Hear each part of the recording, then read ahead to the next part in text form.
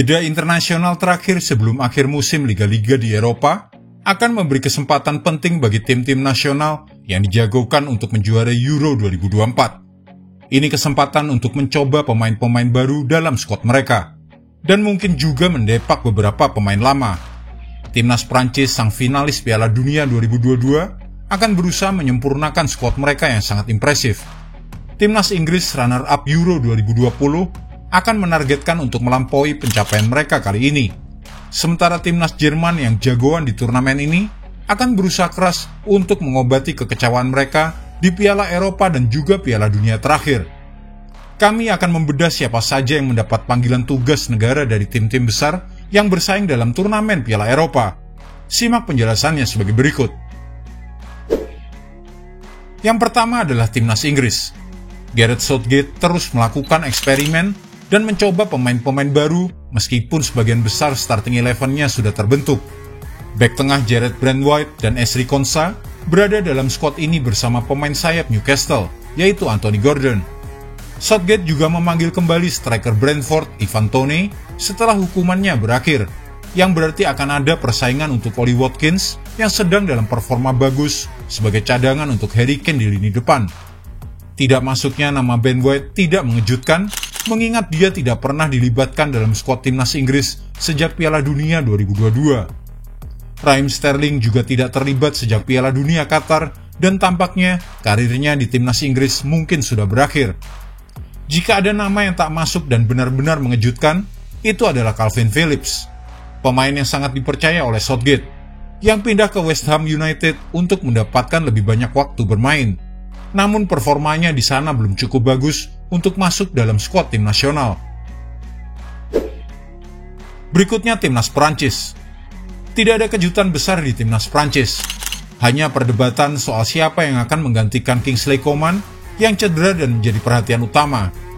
Pemain sayap Bayern Munchen itu absen karena cedera, dan Didier Deschamps akhirnya memilih pemain sayap Aston Villa, Moussa Diaby, sebagai penggantinya. Penampilan terakhirnya untuk timnas Prancis adalah pada Maret 2023 melawan Republik Irlandia. Adrien Rabiot kembali masuk skuad, meskipun cedera kaki membuatnya absen selama beberapa pekan terakhir. Ibrahima Konate dari Liverpool juga kembali ke skuad. Di depan Axel Disasi dari Chelsea dan Jean-Claire Todibo dari Nice. Pemain sayap Paris Saint-Germain Bradley Barcola bersaing dengan Diaby untuk posisi Coman, terutama dengan Christopher Nkunku juga cedera di Chelsea. N'Golo Kante yang kini bersama Al Ittihad tidak masuk skuad, sementara Jordan Verretou dan Matteo Guendouzi tetap tidak masuk dan Warren Zaïre-Emery tetap berada di skuad. Untuk posisi bek kanan, Jonathan Klaus dan Jules Koundé tetap dipercaya oleh Deschamps. Timnas Spanyol. Nama baru yang paling menarik perhatian adalah Pau Cubarsí, bek tengah Barcelona yang baru berusia 17 tahun. Ia mendapatkan panggilan senior pertamanya.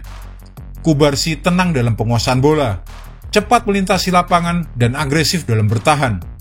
Dia dinobatkan sebagai man of the match dalam debut Liga Champions-nya melawan Napoli pekan lalu.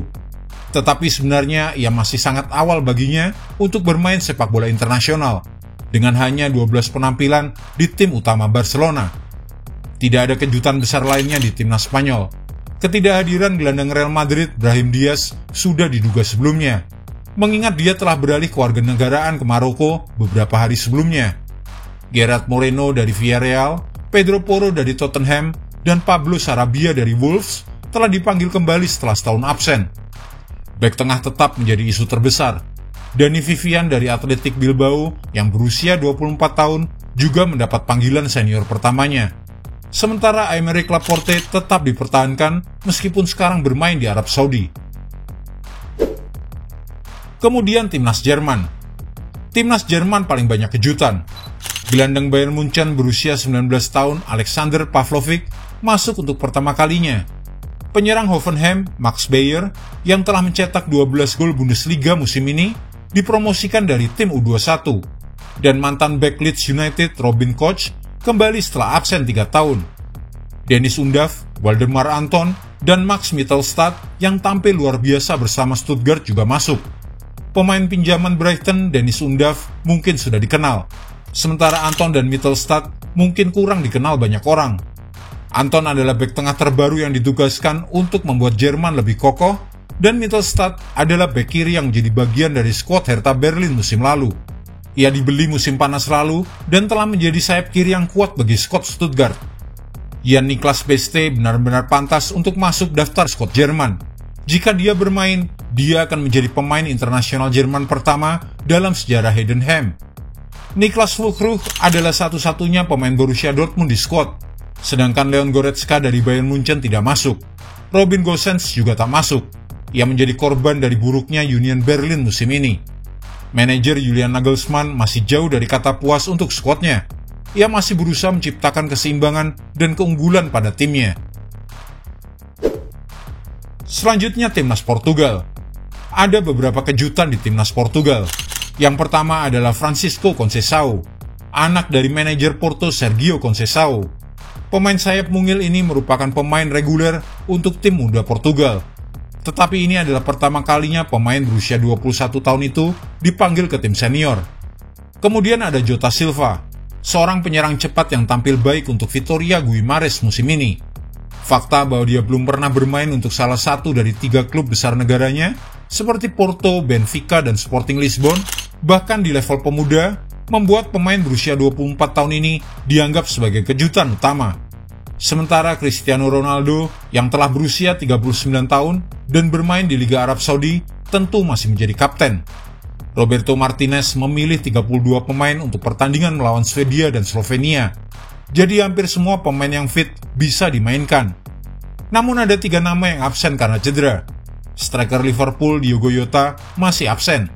Begitu pula Ricardo Horta dari Braga dan Rafael Guerreiro pemain Bayern Munchen. Keduanya telah menjadi pemain reguler dalam skuad selama setahun terakhir. Sedangkan Bruma dan Francisco Trincao memiliki kesempatan untuk masuk dalam skuad, meskipun kemungkinan mereka masuk sebagai starter sangat kecil. Timnas Belgia.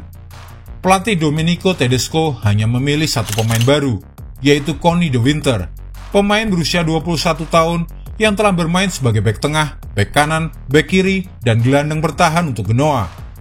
Tedesco juga memilih pemain berusia 19 tahun Arthur Vermeeren yang kesulitan mendapatkan waktu bermain di Atletico Madrid.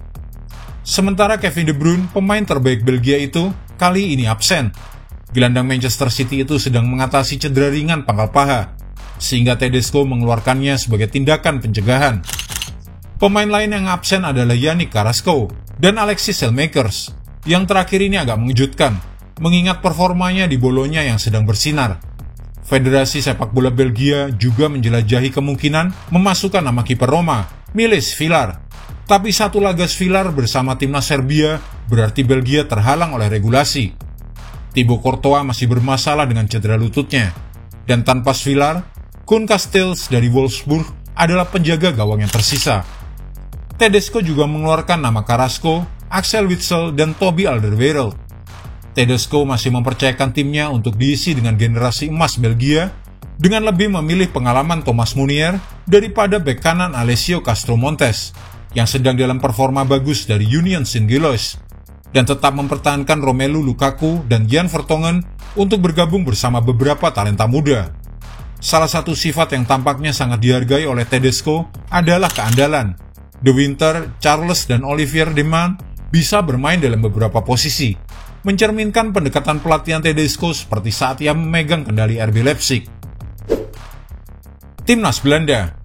Georginio Wijnaldum dan Marco Bisot masuk kembali ke skuad Timnas Belanda setelah sempat absen dalam beberapa waktu.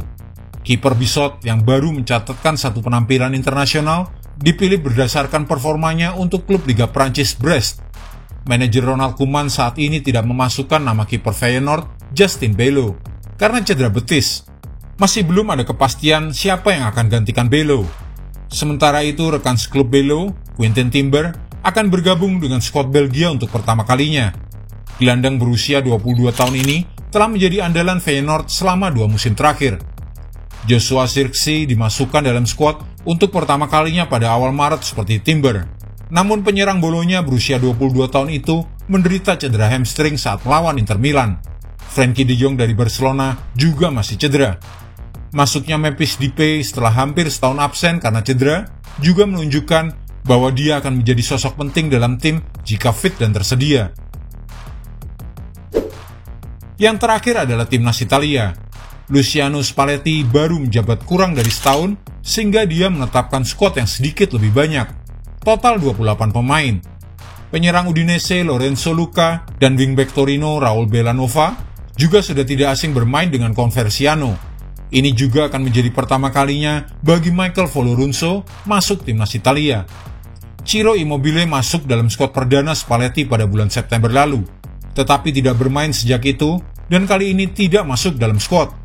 Gianluca Scamacca telah dipersiapkan sebagai penggantinya, tetapi penyerang Atalanta itu akhirnya absen juga dari skuad Italia. Riccardo Calafiori dan Giovanni Fabian dari Bologna seharusnya juga layak mendapatkan kesempatan dengan skuad senior, tetapi mereka akan tetap bermain bersama tim U21. Spalletti masih mencari seorang striker. Selain Luca, dia masih melihat penyerang Genoa kelahiran Argentina, Matteo Retegui. Spalletti bisa bereksperimen dengan sistem tanpa striker, yang berhasil baik dalam 2 periode kepelatihannya di AS Roma. Sementara itu, cedera Achilles yang diderita oleh Domenico Berardi merupakan pukulan besar, terutama dengan Federico Chiesa bermain kurang sering di Juventus. Itulah sebagian skuad tim nasional yang menjadi favorit di kejuaraan Piala Eropa 2024. Dan jangan lupa, pekan ini sejumlah pertandingan kualifikasi Piala Eropa akan digelar. Untuk jadwal lengkapnya, kunjungi situs kami di gilabola.com. Jika Anda menyukai video ini, jangan lupa klik like, share, subscribe, dan tendang loncengnya agar tak ketinggalan update terbaru dari kami.